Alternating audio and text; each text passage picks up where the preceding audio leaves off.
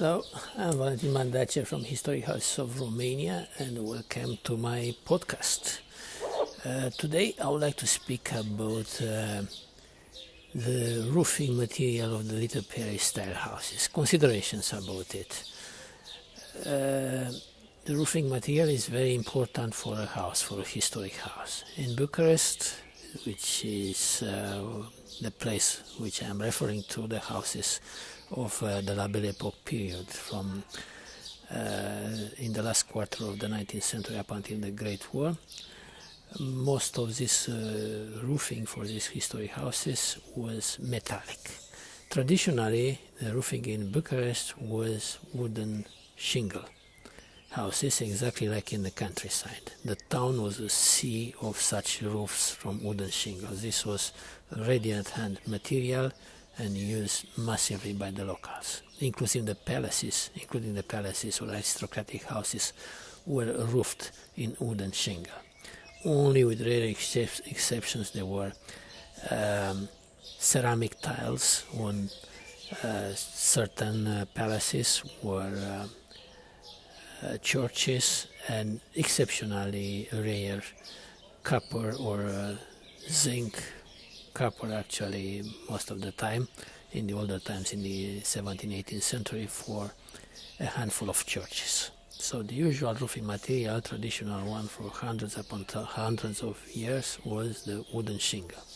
You can imagine it's a perishable material and also very dangerous for a large urban agglomeration, how Bucharest became in 19th century, and it was responsible for some of the devastating fires of the town, culminating with the big fire of 1843, Easter Day, 1843, Julian calendar, 23rd of March, destroyed 1/3 of the town, and the wooden shingle was one of the culprits.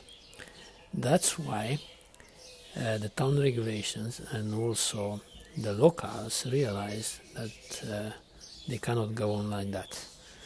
The town hall and government imposed metallic roofing, metallic sheet roofing, but this thing wasn't readily at hand after the big fire, 1847. I think I said 1843.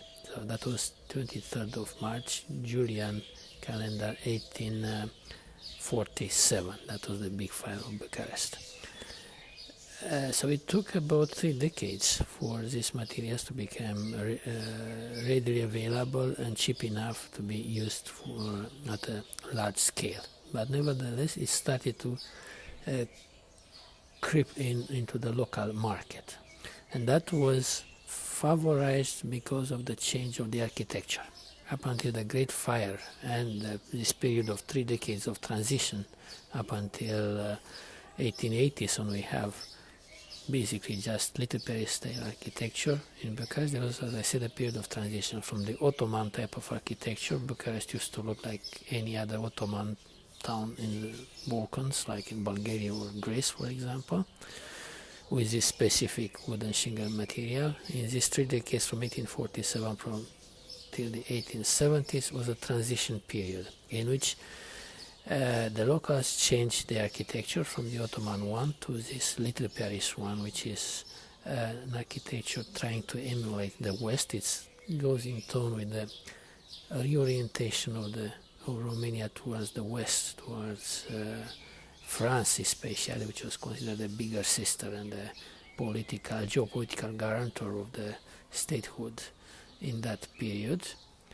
And they try to imitate this fashionable architecture, Neo-Rococo, Neo-Baroque, once fashionable in France and Italy at that time, but in a provincial manner. So this is the architecture which became prevalent in Bucharest in the 1880s, and sprang up after the big fire with change in taste and the geopolitical orientation of the country in this transition period. Materials weren't cheap. They became cheap once they were easily brought in, because the locals, Romania didn't have a metallic industry, metal manufacturing industry.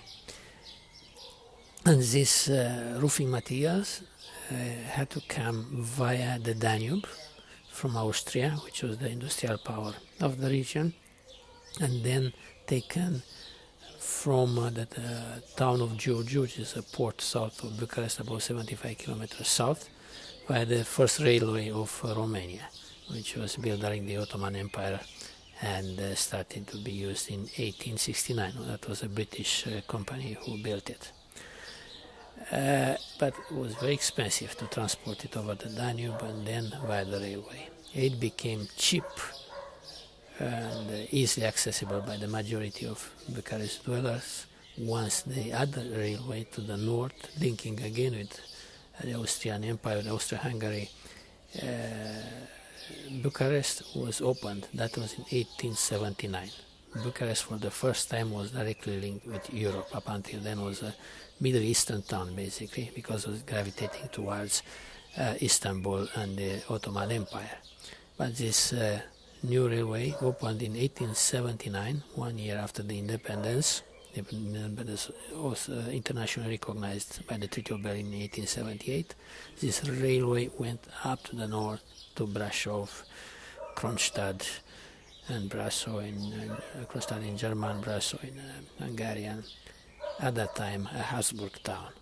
And the products, industrial products of the Austro-Hungarian Empire flooded the Bucharest market. Among them, this metal roofing, metal sheet roofing, which were excellent for Little style houses. A Little style house with its cherubs, garland, columns, engaged columns, wasn't suitable for wooden shingle roofing, you can imagine. Especially because these houses, the Little style houses, tended to have a nearly flat roof or at a very small slope, and the wooden shingle is not suitable for such a slope at a very low angle. Only the metallic sheeting. Not speaking about the structure of the roof, which wasn't very strong, so metallic sheeting was lighter than any other material. For example, tiles, ceramic tiles. That's why they were preferred. They were lighter than ceramic tiles, which again already at hand with opening the railway and developing the local industry, and it prevailed. And also the town regulations preferred it because they are much safer regarding fire than the previous materials, as I said. And that's why the roof of a Little style house is metallic sheeting with seams and running along the roof, and very picturesque in that manner. I know that many locals now are renovating their houses and they put this kind of corrugated new kind of roofs, modern roofs, which they are not typical of a Little style, historic Little style house roofing. The typical one is the flat with seams in between the sheets going parallel to each other. That is the typical Little style roofing, and it is the first modern type of roofing in Bucharest. So it's quite interesting in my opinion, because Bucharest jumped from wooden shingle roofing straight to metallic, industrial metallic one, and not much ceramic tiles in between. Ceramic tiles, which is normally the succession from the wooden shingle, you have ceramic tiles which are burned in situ, produced in situ very often, and then the industrial product of the metallic sheeting.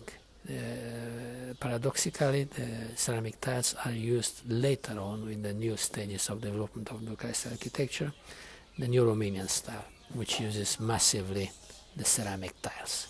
So I think it's an interesting aspect of the local architecture and the local historic built landscape. So I hope you enjoyed this podcast from my garden in Bucharest, and we'll see each other as soon as possible. Thank you and goodbye.